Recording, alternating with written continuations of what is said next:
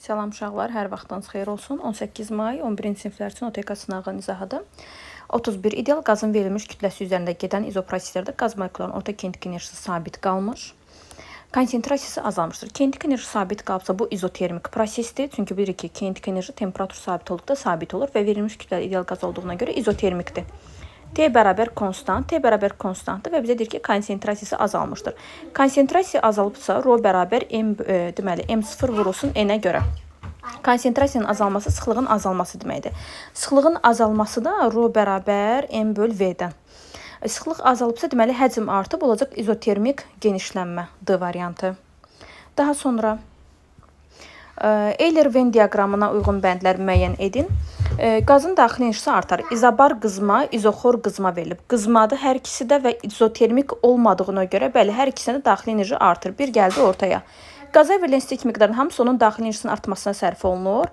İzoxor prosesdə iş sıfır olduğuna görə, izoxor prosesdə delta bərabər olur Q-yə. Deməli, bu halda da bütün verilən istilik miqdarı onun daxili enerjisinin artmasına sərf olunur. İzoxora gəlir. Qaz xarici qüvvələr üzərində müsbət iş görür. Bütün qızmalarda və genişlənmələrdə qaz müsbət iş görür də, amma izoxorda birdən iş görmür. Ona görə də 3 gəldi bura. Qazın sıxlığı azalır.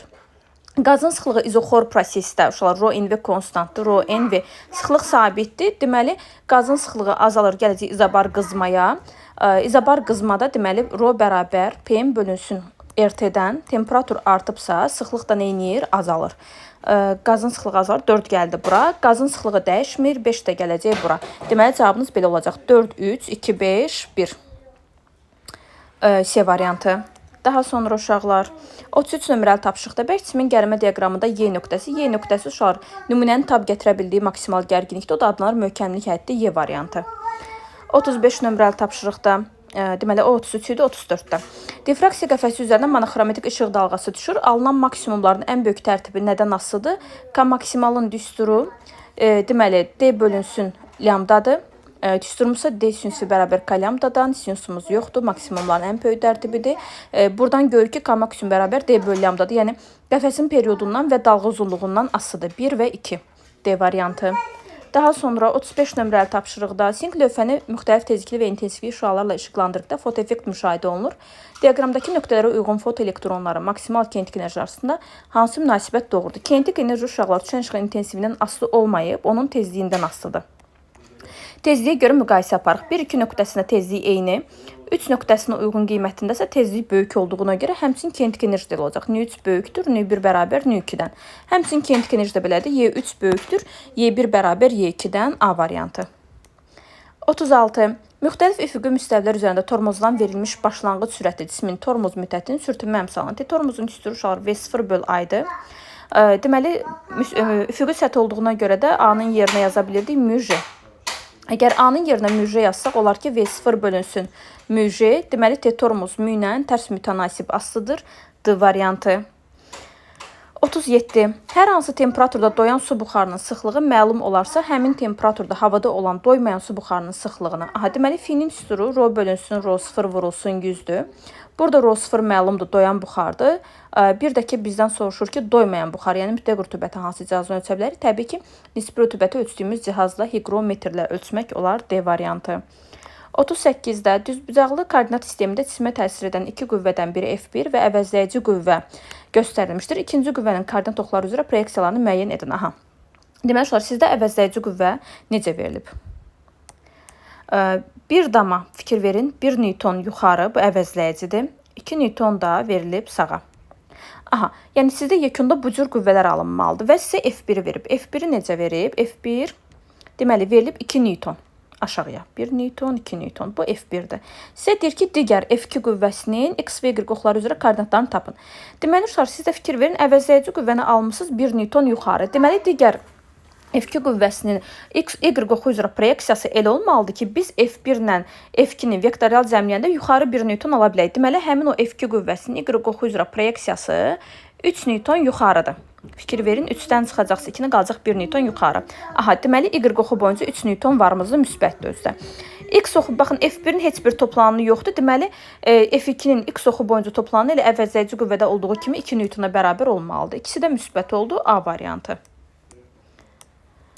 Daha sonra 30 Cisim çeviri üzrə bərabər sürətlə hərəkət edir. Cisim A nöqtəsindən B nöqtəsinə qədər yer dəyişməsinin modulu 4 metr olarsa, A nöqtəsindən C-yə qədər yer dəyişməsinin modulu nəyə bərabər olur? A-dan B-yə gələndə uşaqlar, deməli bura R, burada R-dir. Yer dəyişməsi olacaq kök altı 2R. Deməli, həmin o kök altı 2R-i sizə ifadə edib 4-lə. Deyir C-yə qədər. C-yə qədər yer dəyişməsi A-dan C-yə qədər 2R-dir. İndi bizə lazımdır ki, 2R nə qədər olacaq? Birinci tabaq R-i. R bərabərdir 4 bölünsün kök altı 2-yə. A-dan C-yə yer dəyişmə bərabər oldu 2R-ə. Gətirək R-i burada yerinə qoyaq. 2 vurulsun R-in yerinə 4 böl kök altı 2. 2 ilə kök altı 2 gedir. Qalır burada kök altı 2. Deməli olacaq 4 kök altı 2 metr. B variantı. 39-da B. 40-da birinci elektrik sayəsində daxil olan yüklü zərrəciyin potensial enerjisinin keçdiyi potensiallar fərqinə asılı qrafiki verilmişdir. Bu zərrəcik sahəyə, deməli, proton uşaqlar, proton yazılmışdı. Yox, heç nə yazılmayıb. Aha. Deməli, uşaqlar, burada fikir verirsiniz ki, potensial enerji artıb. Potensial enerjinin artması üçün hərəkət necə olmalıdır? Yavaşlayan, birinci sahə olduğuna görə bərabər yavaşlayan yazdım. Bərabər yavaşlayan da hansı hallarda mümkündür? Tutaq ki, bizim sahəmizdə müsbət mənfi. Yavaşlayan olması üçün daxil olan mənfi yüklü zərrəcik sahə istiqamətində hərəkət etməlidir. Müsbət yüklü zərrəcik isə sahənin əksinə hərəkət etməlidir. Və nə qədər potensial fərq keçib? 20 volt potensial fərq keçib. İndi tabaq görək bunun yükü nə qədərdir? Deməli, delta YP bərabərdir. Q vurulsun U-ya. Q U-dan. Əslində burada belə yazmaq lazımdır. Q vurulsun F2 çıxılsın F1-dir. Bizə yük tapmaq lazımdır. YP-ni 60 çıx 40, 20 bərabərdir. Q vurulsun F2 çıx F1-dir. Deməli, buradan yük tapırıq ki, 40, deməli, 20-ni 20-yə bölsə, bura 20 idi də. 20-ni 20-yə bölsə, alarıq ki, yük ədədimiz 1-ə bərabərdir. Aha, indi baxaq. Yazıb ki, yük ədədi 1-dirsə, ya bu protondur, ya da ki, elektrondur. Cavablarımızda da bizdə alfa zərrəciklər var. Alfa zərrəcikləri çıxırıq. Baxırıq nəyə? Protondursa, uşaqlar, əgər protondursa, demişdik, sahənin əksinə daxil olmalıdır. Görək yazıbmı? İntensivlik xəttlərinin əksi istiqamətdə daxil olan protondur. Bu doğrudur. Digərlərinə də baxaq. Deməli, intensivlik xəttləri istiqamətində bu səhvdir. D variantında D ilə, deməli C ilə D alfa zərrəciki idi. Biz bir Y almışıq. İntensivlik xəttlərinin əks istiqamətdə daxil olan elektrondur. Demişdi, əgər mənfi yüklü zərrəciksə sahə istiqamətində daxil olmalıdır. Elə olacaq A variantı.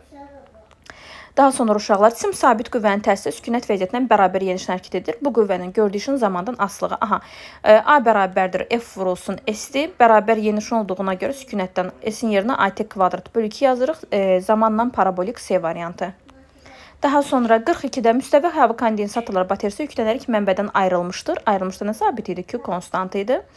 C1 kondensatorun növləri arasındakı məsafəni artırdıqda, C1 kondensatorun enerjisi və C2 kondensatorun enerjisi ayrılmışda. Enerjinin üstürü Q kvadrat bölünsün 2 C1. Bu birinci üçün. İkinci üçün də Q kvadrat bölünsün 2 C2-dir. Yük sabitdir hər iki halda. İkinci halda C2 dəyişməyib. Ona görə onun enerjisi dəyişməz.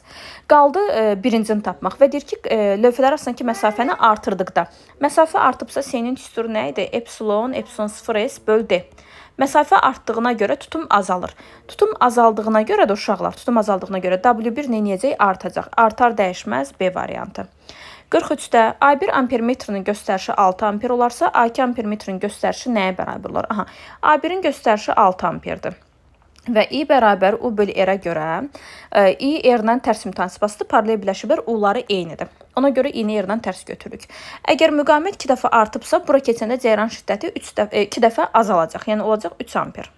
Daha sonra R-dən 3R-ə keçəndə müqavimət 3 dəfə artıqdan cəyran şiddəti 3 dəfə azalıb olacaq 2 amper. İndi A2-ni tapsaq, ayrı-ayrı cəyran şiddətlərin cəminə bərabərdir 6A, 3A, üstəgəl 2A, 9A üstəgəlilsin 2-dən olacaq 11 amper. 44. Maddədə radioaktiv nüvələrin sayının zamanda asılı qanunu n bərabər n0 vurulsun 2 üstə mənfi 0.5 T şəklindədir. Radioaktiv elementin yarımçevrilmə periyoduna. Aha, demək olar, yarımçevrilmə qanunumuz n0 vurulsun 2 üstə mənfi T böl T'dir. Bu nə edib? Həmin bu 2 üstə mənfi T böl T'nin yerinə yazıb mənfi 0.5 T. Bu ifadələri bərabərləşdirsək 0.5 T yazaq 2-də 1 T kimi. 2-də 1 T bərabərdir T böl T'yə. Təbii ki, buradan T'lər gedər. Alarıq ki, T də bərabər 2 dəqiqə Y variantı. 45. A və B nöqtələrində, dövrələrində təsvir olunan lampaların hansılar közərər? Deməli, birisi sabit cəryan mənbəyidir, digəri isə dəyişən cəryan dövrəsidir. Deməli, kondensatorun işləməsi üçün mütləq dəyişən cəryan dövrəsi olmalıdır. Çünki sabit cəryan dövrəsində kondensator dolana kimi lampa yanır, daha sonra isə sönür. Deməli, birinci halda kondensator qoşulan dövrədə sabit cərəm mənbəyi olduğuna görə 2 lampası işləməz, amma 1 lampası işləyər. İkinci dövrədə isə elə hər ikisi də işləyəcək, çünki dəyişən cərəm dövrəsi kondensator hər dəfə dolub boşaldığına görə lampada fasiləsiz olaraq yanmış olacaq. Deməli, 1, 3, 4 oldu D variantı. 46 çəkisi nəzərə alınmayan link tarazlıqda olarsa, dayağın N reaksiya qüvvəsinin modulu nəyə bərabərdir? Çəkisiz linkdir. Deməli, bizə lazımdır reaksiya qüvvəsini tapmaq. Ona görə uşaqlar, baxın, bizdən bunu istəmədiyinə görə ora dayaq kimi baxmaq olar. P-nin qolu olacaq, deməli, bura kimi 6, P vur 6 bərabərdir. N-in qolu isə bura kimi 4-dür. N vurulsun 4-dür. Deməli, N də bərabər olar. 1,5 P-yə D variantı. 47. Verilmiş yaylı rəqqasın sönməyən harmonik rəqsləri zamanı yer dəyişməsinin amplitudu 2 dəfə artıqda sürətinin modulu. Deməli, V maksimalın üstürü omega vurulsun XM-dir. Yer dəyişmənin maksimal qiyməti ilə düz mütənasibasıdır. 2 dəfə artanda sürətin modulu da 2 dəfə artar. C variantı. 48-də verilmiş kütləli ideal qaz izobar sıxıldıqda, izobarda P konstantdır. Sıxılmaq o deməkdir ki, həcm neyinir? Azalır, sıxlıq neyinir? Artır. İndi baxaq. Qaz xaricdən istilik alır. Sıxılma zamanı qaz xaricdən istilik almır. Əksinə, sıxılma zamanı qazın gördüyü iş nədir? Mənfi olduğuna görə deməli bundan enerji ayrılıb öz istiliyi verir. 2-ni götürdük. Qaz xarici qüvvə üzərində müsbət iş görür. Xeyr, qazın gördüyü iş mənfi olacaq. Deməli cavab oldu 2 və 4 Y variantı. 49-da K açarını qapadıqda hansı dövrdə sönməyən elektromaqnit rəqsləri yaranır? Deməli, uşaqlar, birinci halda kondensatorun yuxarı lövhəsi müsbət yüklüdür. Ona görə baxın, hər iki dioddan da cəryan keçidi getdi. Və kondensator boşalma zamanı oldu neytral. Təzədən sarğac öz enerjisini kondensatora verəndə lövhələrin işarəsi əksin olacaq. Müsbət bura, mənfi bura. Artıq enerji çıxıb, deməli, sarğaca getmək istəyəndə burada fikir versiniz, diodlar tərs birləşmiş olur. Ona görə cəryan ikinci halda keçmir. Yəni, burada bir dəfə yaranacaq, daha sonra sönəcək. İkinci şəkildə isə müsbətdən keçidi, birinci dioddan keçidi. Təzədən işarələr dəyişəndən sonra lövhənin işarəsi aşağıdakı dioddan keçib gedəcək. Yəni, bu hər dəfə belə davam edir. Deməli, burada hər iki halda enerji keçəcək. Birinci dəfə 1-dən, ikinci dəfə 2-dən. Digər halda isə eynən birinciyə oxşuyur. Sadəcə bir dənə diod verib, burada da bir istiqamətdə. Burada ümumiyyətlə tərsinə birləşib, rəqs əmələ gəlmir. Deməli, yalnız 2-də D variantı. 50-də şəkildə cəryan şiddəti eyni olan düz naqillərin ən kəsikləri təsvir olunmuşdur. Naqilləri birləşdirən parçanın C orta nöqtəsindən maqnit yekun indüksiya vektoru. İlər eynidir. B ilə düz, R-lə tərs mütənasibasıdır. Orta nöqtəsi dediyinə görə məsafə eynidir. İləri də öz eyni verib istiqaməti tapmaq lazımdır. Gəlin baxaq. Əgər i-ni bizə doğru verirsə, yəni nöqtə şəklində verirsə, indüksiya vektoru saat əqrəbinin əksinə fırlanan vektorlardan ibarət olurdu. Deməli, burada saat əqrəbinin əksinə C nöqtəsindən yuxarıya, X isə saat əqrəbi istiqamətində idi. Saat əqrəbi istiqamətində olanda yenə də burada yuxarıya. İkisinin də istiqaməti eyni istiqamətdə oldu və yuxarıya yönəlmiş oldular. C variantı. Daha sonra 51-də I böl Y-nis ifadəsi ilə I bərabər C-ın düsturundan, C-ın düsturundan ixtisarlarımızı aparsaq, Y də gedir, S də gedir, N də gedir, yalnız qalır sürət, oldu Y variantı. 52-də, 52 görək hanı? 52 buradadır. N bölünsün klon, Newton bölünsün klon ifadəsi, Newton qüvvədir, klondakı yüktür, F bölünsün Q, QY ifadəsindən Q'lər gedir, yalnız qalır Y, elektrik sahəsinin intensivliyi D variantı. Daha sonra 53, çim maye daxilinə sabit sürətlə aşağı düşür. Ona təsir edən Arximed qüvvəsi 20 Newton, mayenin müqavimət qüvvəsi 5 Newton olarsa, ona təsir edən ağırlıq qüvvəsi nəyə bərabərdir? Gəlin şəklimizi çəkək. Deməli, deyir ki, çim sabit sürətdən aşağı düşür. Lap yaxşı. MJ bilirik aşağıdır. Çim aşağı düşdüyünə görə müqavimət qüvvəsi olacaq yuxarı və Arximed qüvvəsi də bilirsiniz ki, yuxarıdır. Deməli, burada qüvvələrimiz MJ, bir də F Arximeddən F müqavimətdir. Bərabər sürətdən düşdüyünə görə də MJ digər iki qüvvənin, yəni MJ bərabər olur F müqavimət ilə F Arximedin cəminə. Və sizə də yazıb ki, F Arximed 20, F müqavimət 5 Newton olarsa, ağırlıq nə qədər olar? Ağırlıq da olar 25 Newton.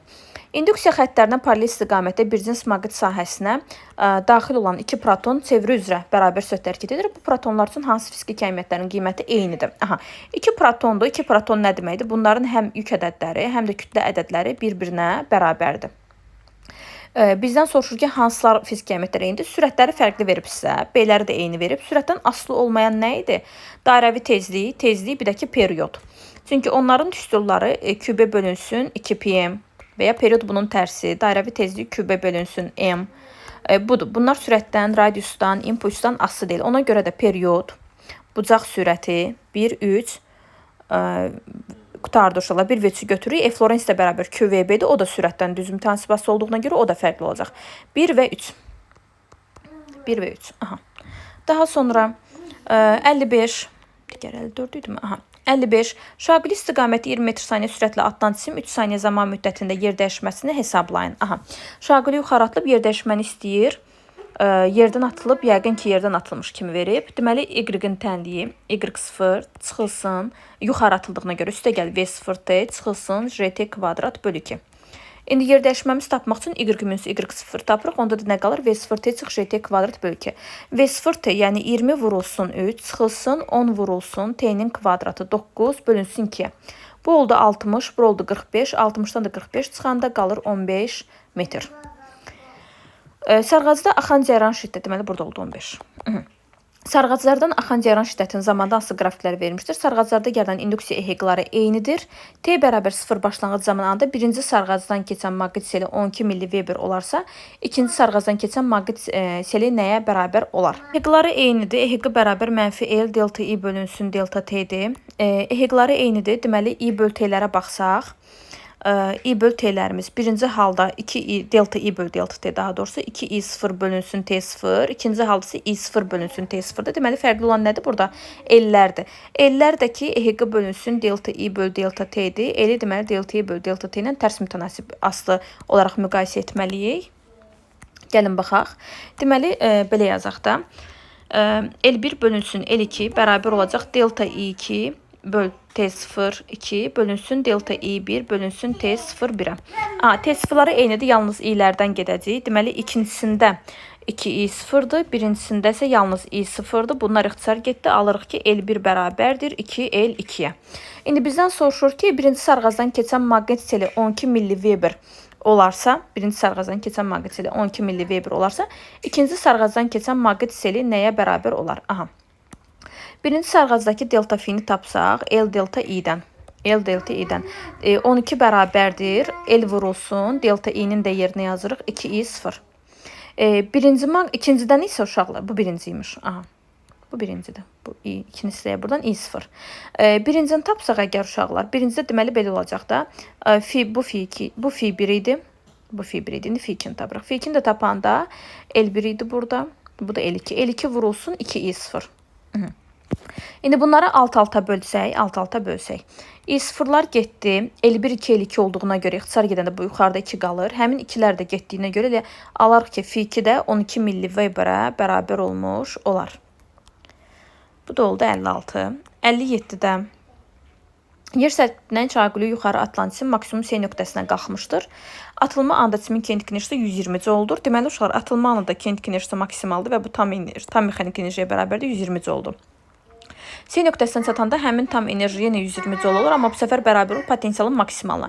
Deməli, bu 120 Joule uşaqlar nəyə bərabərdir? 4 mJh-a. Yəni 4 H-a düşən enerji 120 Joule-dur. 1 H-a düşən enerji onda nə qədər olar? 30 Joule olar. Bu asılılıqla ifadə edib gedəcək. A nöqtəsinə qalxan anda bunun potensial enerjisi 1 mJh-dır. 1 mJh olduğuna görə onun potensial enerjisi olacaq burada 30 Joule.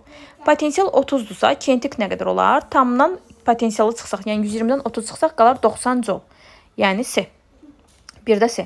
B nöqtəsində başqa görə potensialı yazdıq. Üzr istəyirəm. Potensial 30 Joule idi bircə saniyə. Potensial 30 Joule idi, kinetik 90 Joule idi. Deməli 1-ə getdi D. Kinetik 90 yoxdur. Daha sonra B nöqtəsində potensial 2H-dır. Yəni olacaq 60 Joule. B nöqtəsində 60 Joule olacaq.